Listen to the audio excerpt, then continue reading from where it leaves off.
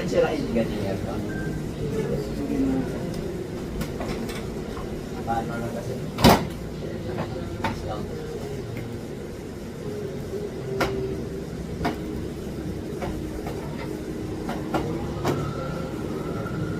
Tinanggal yung front sa aircon.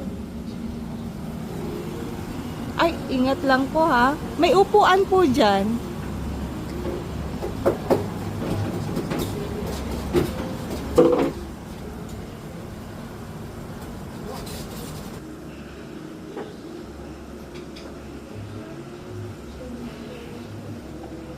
Okay.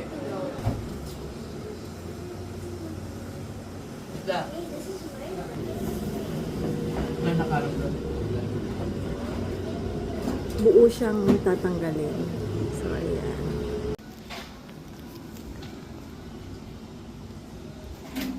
Dito sila sa balcony maglilinis and abutan na lang ng tubig sa timba. Ayan. There.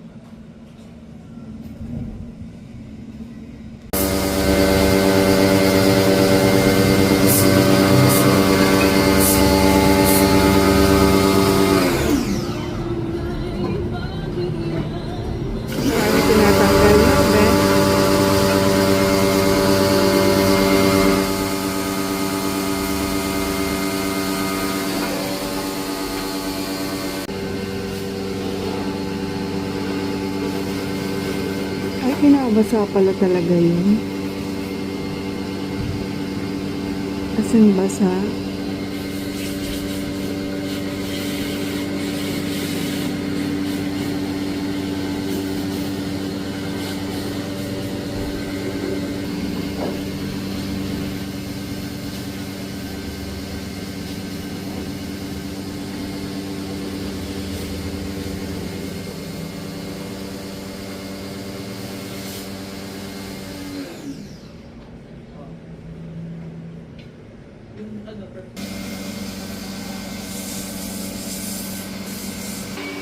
Blower para matuyo.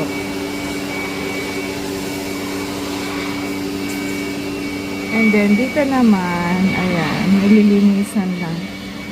Ang daming alikabukin. Kasi mag-1 year na rin tong aircon namin. Pero hindi siya ganun gamit na gamit. Kasi bihira namin siyang ma-open. Kasi okay naman yung weather. Pero kailangan pa rin talaga ma-maintain sa linis para ano tumagal yung aircon. So first linis to. Less than 1 hour din nilinis yung aming aircon, and ang maganda dito kasi taga LG mismo yung naglinis nitong aircon namin. So LG brand to, and 1,000 pesos yung sa ganitong window type na 1.5 horsepower. So depende kasi yun sa kung gaano kalaki yung aircon. So nakadepende dun kung magkano yung magiging fee sa cleaning.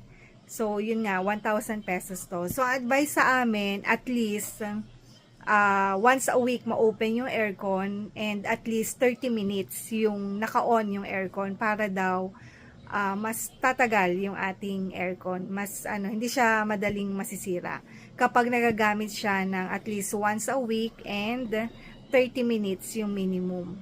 So yun na yung aming gagawin. So i-open na namin to kasi may mga time na dilipas yung 1 month hindi namin na-open yung aircon. So dahil gusto nating tumagal ang ating aircon at tayo ay males gastos, so gawin na namin to. So yun lang yung ating sharing for this video. Thank you so much for watching. Bye!